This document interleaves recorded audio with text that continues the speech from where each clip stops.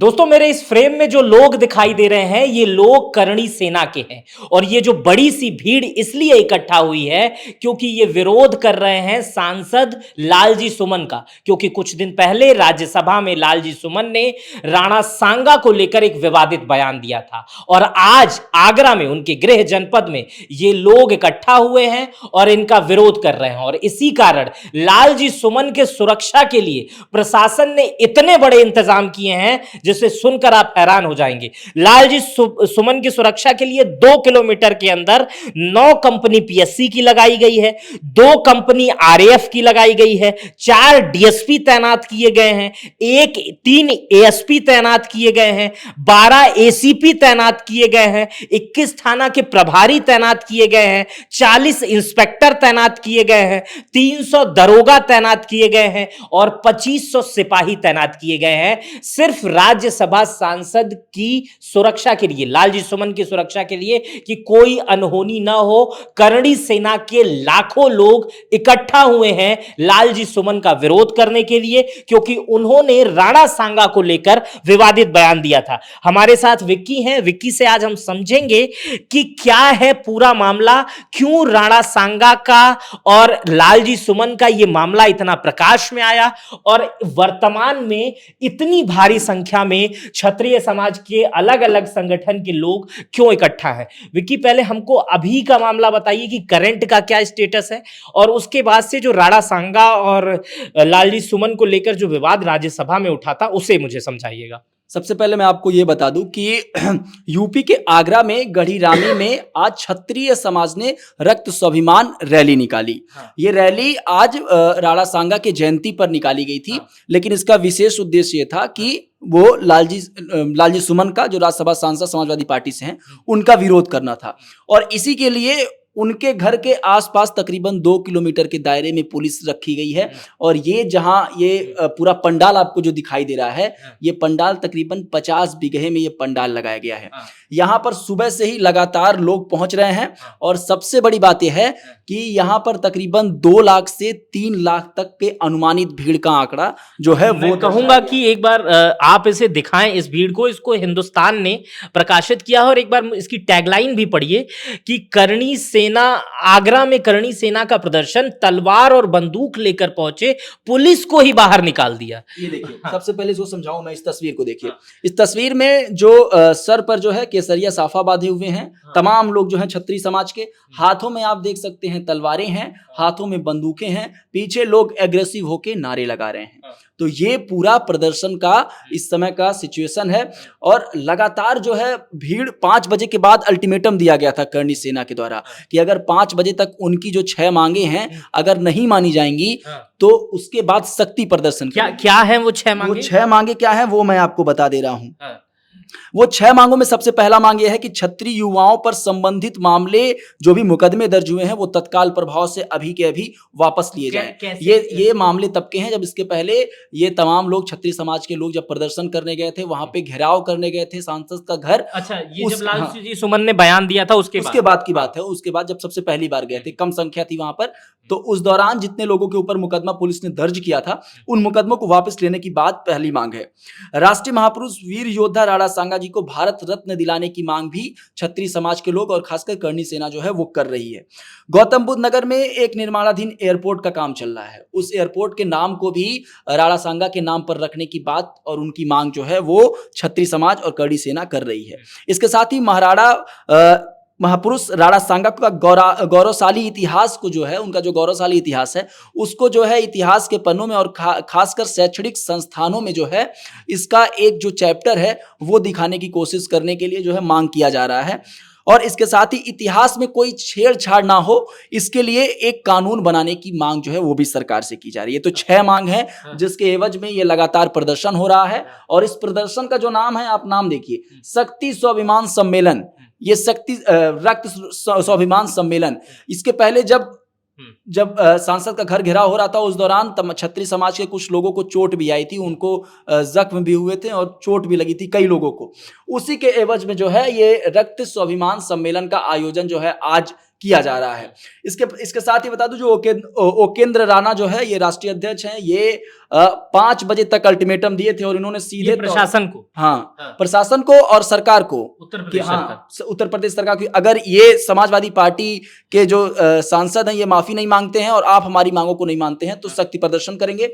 और इसके साथ ही इन्होंने ये कहा था कि 2027 में हम सपा का बहिष्कार करेंगे, वोट नहीं देंगे अगर शाम 7 बजे तक हमारी चीजें जो है वो तैयार नहीं तो होंगी। ये समाजवादी पार्टी से एक सांसद जो लालजी सुमन है उनसे माफी मांगने की माफी मांगने की बात हाँ, कही गई। तो प्रशासन उन पे भी दबाव बना सकता है कि माफी मांग लीजिए। देखिए प्रशासन इस समय उनकी सुरक्षा को लेकर मुस्तैद है हाँ। और उनकी सुरक्षा में एक बड़ी तादाद में पुलिस फोर्स मौजूद है। आगरा केवल लालजी सुमन का घर की बात मैं नहीं कर रहा हूँ, पूरा आगरा जो है, पूरा आगरा शहर वो इस समय छावनी बना हुआ है।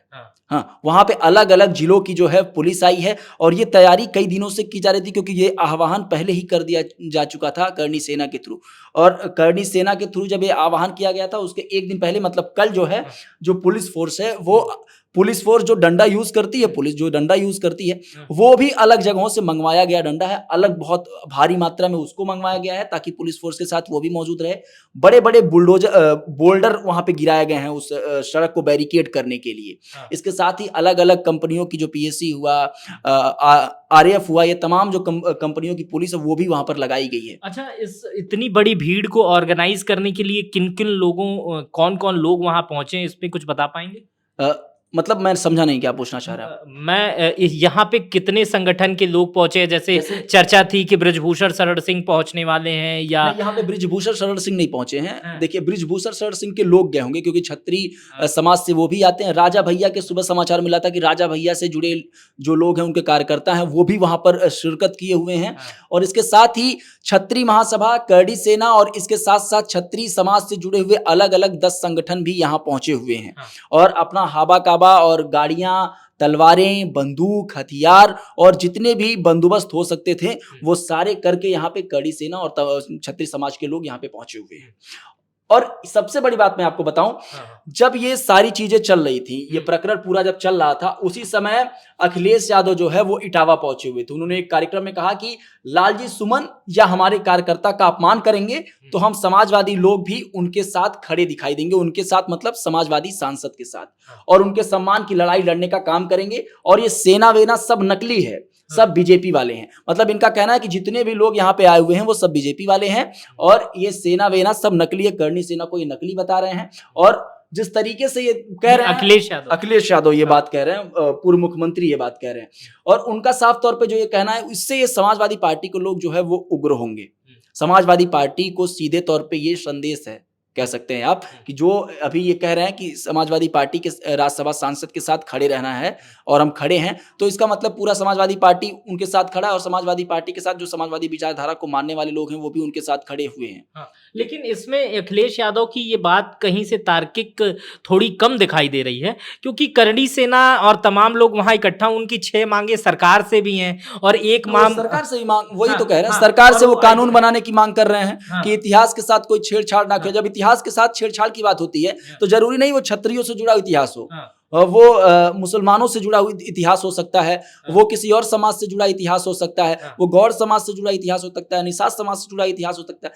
तो वो इतिहास में छेड़छाड़ ना होने की बात और कानून बनाने की बात कर रहे हैं। वो ये बात कर रहे हैं राणा सांगा को लेकर आप शैक्षणिक संस्थानों में इसकी पहल करिए कि ये चीजें चैप्टर वाइज आए और लोग इसके बारे में पढ़ें, और भारत रत्न देने की मांग कर रहे हैं सरकार। ये सारी चीजें तो सरकार से ही कह रहे हैं ना वो। अच्छा, इस मामले को थोड़ा सा पहले ले चलते हैं। कुछ दर्शकों को ये मामला शुरुआत से हो सकता है ना पता हो, तो उन्हें आप बताइए एक बार कि शुरुआत में हुआ क्या था कि इतना बड़ा विवाद इकट्ठा हो गया कि आज लाखों लोग आगरा में इकट्ठा हो गए। देखिए, सबसे पहले राज्यसभा सांसद जो है रामजी लाल सुमन, उस दौरान औरंगजेब और बाबर का मामला बहुत ज्यादा चल रहा था। उस समय राणा सांगा का मामला चल रहा था, उस समय पिक्चर भी आई हुई थी, एक छावा करके मूवी आई हुई थी। उसी दौरान इन्होंने बयान दिया राज्यसभा में। उन्होंने कहा कि जो मुसलमान हैं उनके अंदर अगर बाबर का डीएनए है, तमाम लोग जो कहते हैं, बीजेपी वाले कहते, उनका ये आरोप था कि बीजेपी वाले ये कहते हैं, तो उन्होंने सीधे तौर पे राणा सांगा को गद्दार करार दे दिया। उनका इस तौर पे मानना ये था कि बाबर को बुलाया गया था इब्राहिम लोधी को हराने के लिए, और ये राणा सांगा ने बाबर को उनका साथ देने के लिए इब्राहिम लोधी से युद्ध करने के लिए बुलाया था। भारत आने का न्योता बाबर को दिया था राणा सांगा ने, उनका ये तर्क था। लेकिन कई जगहों पर जैसे बाबरनामा में इस बात का जिक्र मिलता है, क्योंकि बाबरनामा बाबर ने लिखवाया था। राजस्थान के इतिहास में इस बात का बिल्कुल जिक्र नहीं मिलता, और इस बात का प्रूफ है कि राणा सांगा ने 2 बार इब्राहिम लोधी को हराया था। हाँ, तो 2 बार अगर कोई आदमी किसी को हराता है तो वो बाबर को क्यों बुलाएगा भारत, सिर्फ इसलिए क्योंकि उसको इब्राहिम लोधी को हराना है। तो 2 चीजों को समझने की जरूरत है कि अगर इतिहास में ये चीजें दर्शाई गई हैं तो ये भी चीजें उसका दूसरा उलट ये है। तो कई जगहों से जब ये सारा मामला चल रहा था उस दौरान हमने बात भी कई लोगों से किया था, कई इतिहासकारों से, तो उनका ये कहना था कि ये सारी चीजें झूठी हैं, और जिस राज्य में जो चीजें होती रहती है, मैं बाबरनामा जो है वो बाबर ने अपने फेवर में लिखवाने की ज्यादा कोशिश की होगी। इतिहास में जो भी चीजें हैं वो अपने अपने जो शासक रहे होंगे, अगर वो उनका कोई बुक प्रकाशित हुआ होगा तो उनके विचारधारा के अनुरूप प्रकाशित हुआ होगा। तो इसमें जो विवाद चला आ रहा है वहां से ये विवाद शुरू हुआ। अच्छा। इसके बाद करणी सेना ने इस पर स्टैंड लिया, और इसके बाद सबसे पहले 26 मार्च को करणी सेना ने पहली बार सांसद का घर घेराव किया। उस दौरान करणी सेना के कुछ लोगों को चोट भी आई थी, जख्मी भी हुए थे, वीडियो बहुत सारा वायरल भी हुआ था, आप लोग देखे होंगे। उस दौरान पुलिस ने कई लोगों के ऊपर एफआईआर भी दर्ज कर लिया था। करणी सेना के लोगों ने आह्वान किया था कि 12 तारीख को, मतलब आज के दिन जो है, करणी सेना के तमाम लोग और क्षत्रिय महासभा को मानने वाले लोग और क्षत्रिय समाज से जुड़े हुए लोग जो है वो वहां पर पहुंचेंगे और प्रदर्शन करेंगे। तो ये पूरा मामला जो है वो शुरू से अंतिम तक का था, और इसी को इर्द गिर्द जो है पूरी चीजें घूम रही हैं। अच्छा विक्की, कुछ दर्शक ये भी जानना चाहेंगे कि ये करणी सेना जो अचानक कुछ वर्षों से आहत ज्यादा दिख रही है, और मुझे याद है कि एक पिक्चर आई थी दीपिका पादुकोण की, पद्मावत, उसी समय करणी सेना का नाम सबसे ज्यादा हाईलाइट हुआ था, और उसी समय सबसे ज्यादा प्रकाश में करणी सेना आई थी। इसके इतिहास के बारे में, ये क्या कब बनी, इसके बारे में आप कुछ बताएंगे? जी, सबसे पहले मैं बता दूं आपको, 2006 के दिसंबर महीने में 23 तारीख को ये इस संगठन का निर्माण हुआ, इसका स्थापना हुआ। लेकिन 2006 में इस संगठन का निर्माण हुआ, लेकिन जो ये सबसे ज्यादा चर्चा में तब आई 2018 में। संजय लीला भंसाली, जैसे आपने बताया कि संजय लीला भंसाली की वो फिल्म थी पद्मावत, उसमें दीपिका पादुकोण ने अभिनय किया था, और उस फिल्म ने रानी पद्मावती के चरित्र को गलत तरीके से प्रस्तुत करने के आरोप जो है वो संजय लीला भंसाली पे लगे हुए थे, और ये पूरा देशव्यापी आंदोलन उस समय किया गया।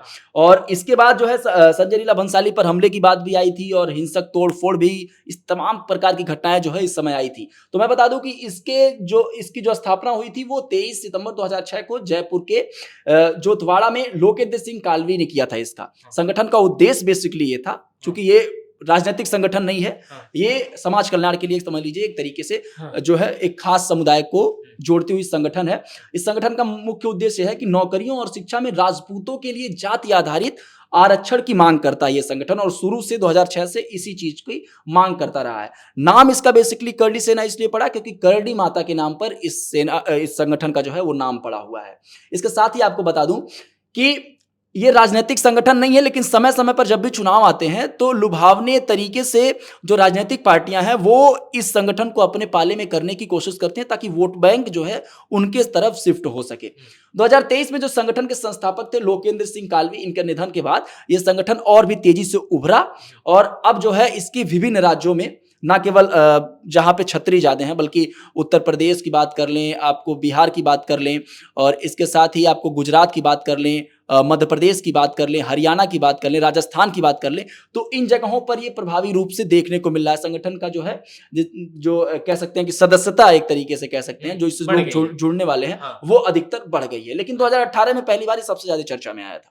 तो ये करणी सेना को लेकर और सांसद लालजी सुमन को लेकर और आज आगरा में जो लोग इकट्ठा हुए हैं उनको लेकर तमाम चीज़ों को आपने समझा होगा। इस वीडियो पर अपनी प्रतिक्रिया जो है वो कमेंट बॉक्स में दीजिएगा। आप कितना समझे हैं ये भी मुझे बताइएगा। मेरा नाम मित्र प्रकाश है। हमारे सहयोगी विक्की सिंह ने बहुत सारी जानकारी आपको दी। आपको ये वीडियो कैसी लगी मुझे कमेंट बॉक्स में बताइएगा। अपना बेहद ख्याल रखिएगा। बहुत बहुत शुक्रिया।